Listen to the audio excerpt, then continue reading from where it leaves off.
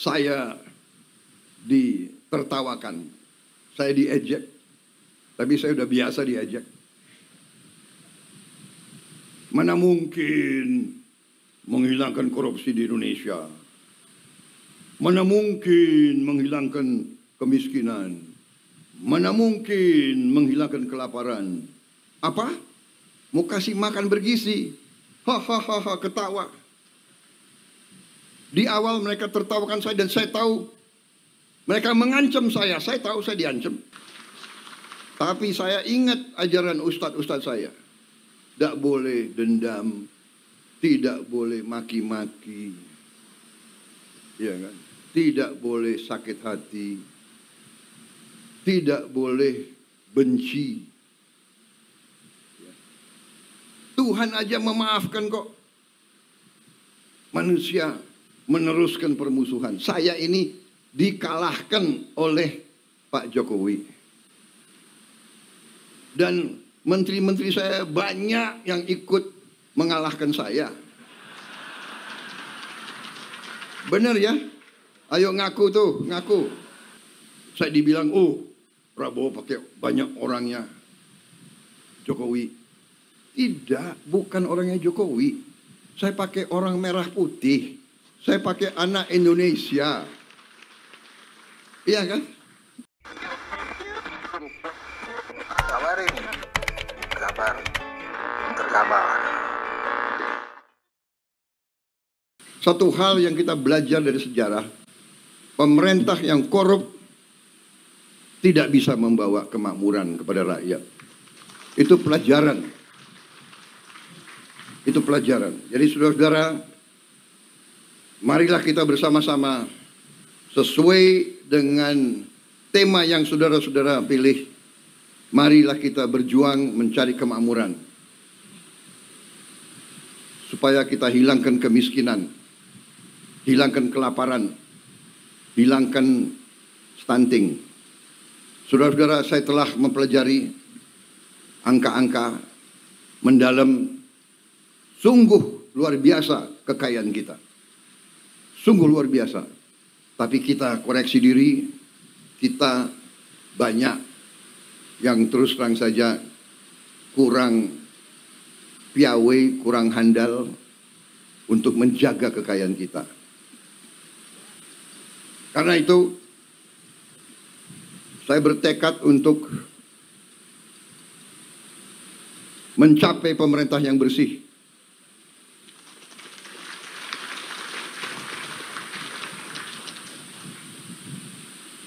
Dan ini tidak gampang.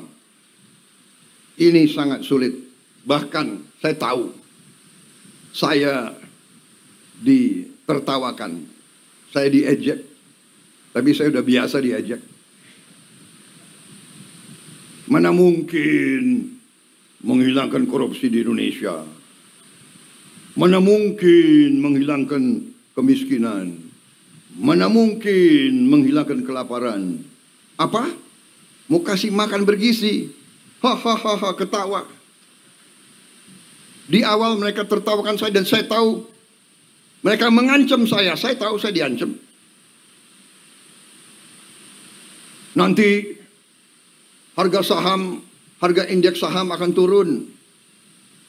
Di hari-hari pertama saya luncurkan gagasan makanan bergizi, sudah muncul. Saya mengerti, saya ini cukup lama jadi orang Indonesia. Saya mengerti. Saya mengerti. Ada ancaman terbuka, ada ancaman halus. Ada senjata yang terbuka, senapan, meriam, ya itu. Tapi sebelumnya ada senjata-senjata lain. Senjata psikologis, adu domba, fitnah, hoax. Ada ancaman terhadap ekonomi. Saudara-saudara, Pak, karena gagasan makan bergizi, harga saham indeks turun.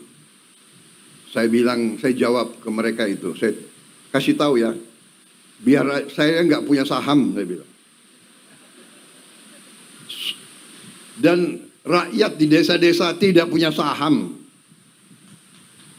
Benar.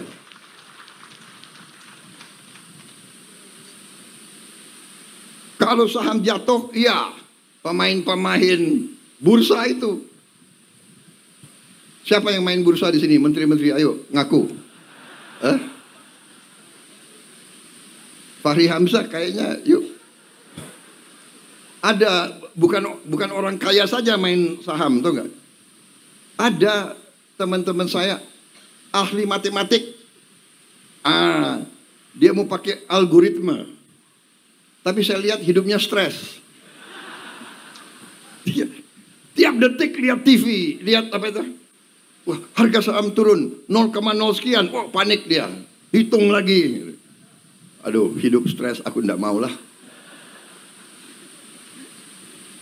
Dan saya kasih tahu itu ya, main-main saham itu kalau orang kecil ya pasti kalah. Itu untuk orang kecil itu biasanya sama dengan judi itu. Yang menang yang bandar, yang besar, yang kuat, ya kan? Ini Pak Trenggono itu mantuk-mantuk. Jangan-jangan Pak Trenggono punya algoritma. Ya itu. Ada ahli matematik yang saking pinternya dia berani ke kasino. Hitung. Main apa? Roulette itu. Pakai algoritma itu, Cok. Tapi enggak serius, saudara-saudara. Kemudian ada yang mau ancam mata uang kita. Ada juga mau ancam. Saudara-saudara, ternyata bernegara itu, keyakinan saya dasarnya adalah beberapa hal yang fundamental. Yang pertama adalah kemampuan bangsa itu menghasilkan pangan.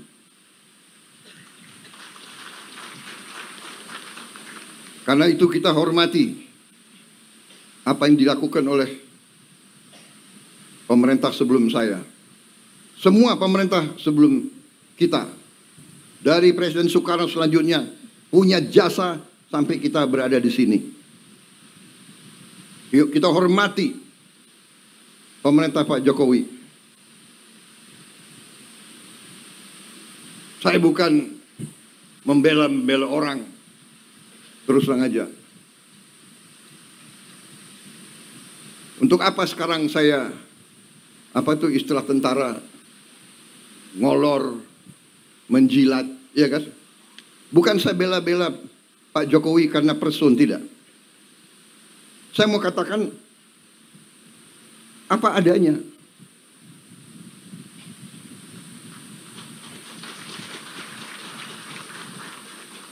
Kalau ada kekurangan, kita semua ada kekurangan.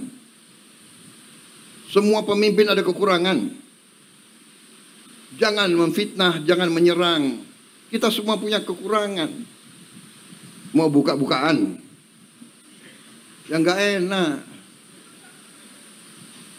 Kita diajarkan nenek moyang kita, orang tua kita. Mikul duwur mendem jeruk. Orang tua hormati yang baik.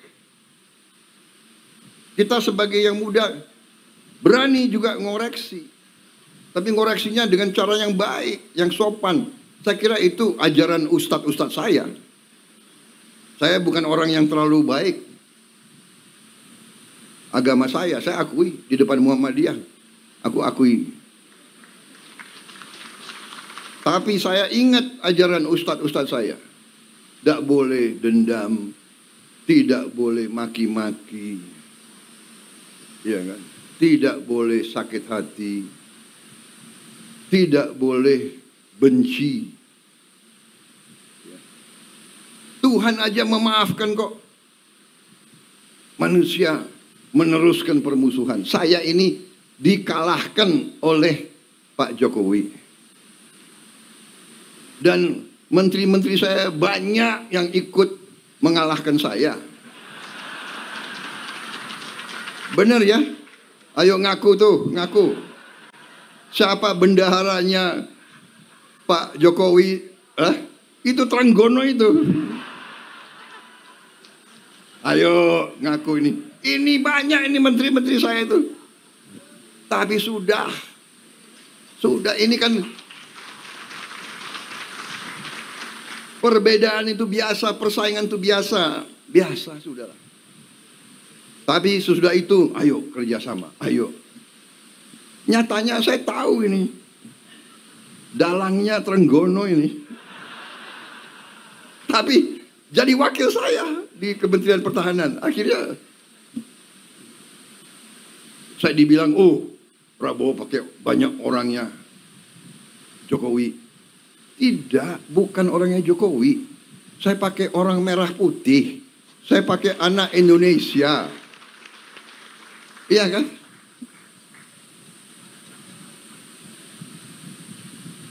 Saya ada juga yang Menko Polkam saya juga kan bukan orang Gerindra.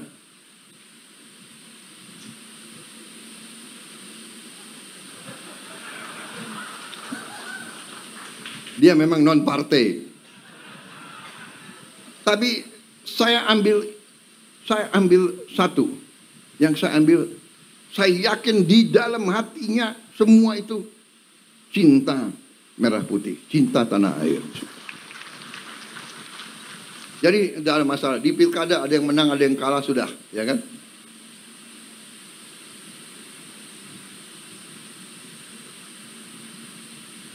PKS dukung Anies, nggak ada masalah. Gerindra wakilnya PKS di Sumatera Barat, iya kan? Tidak ada masalah. Banyak saya Gerindra wakilnya PDIP di Jawa Tengah, di mana? Sudah, nggak ada masalah. Jangan kita perbedaan pendapat bagi saya harus kita sikapi dengan kearifan. Dan kalau ada kesalahan kita koreksi, kita perbaiki. Saudara-saudara, saya percaya dan yakin, saya optimis, tapi kita harus waspada. Karena kita sangat kaya. Kita menguasai mineral-mineral yang sangat strategis yang dibutuhkan oleh banyak negara. Karena itu, beberapa rencana kita hilirisasi tidak berkenan di banyak negara. Tapi kita tidak ada pilihan. Masa ratusan tahun kita harus jual kekayaan kita sebagai bahan mentah. Kita tidak mau. Kita mau karunia Tuhan itu boleh dibeli dengan harga yang benar. Supaya kita punya nilai tambah bisa dipakai untuk mensejahterakan rakyat kita. Jadi kita harus siap menghadapi. Mungkin ada yang mau dikte kita, harus ini, harus itu. Kamu tidak boleh dekat sama dia, kamu dekat sama saya. Kita dekat sama semua.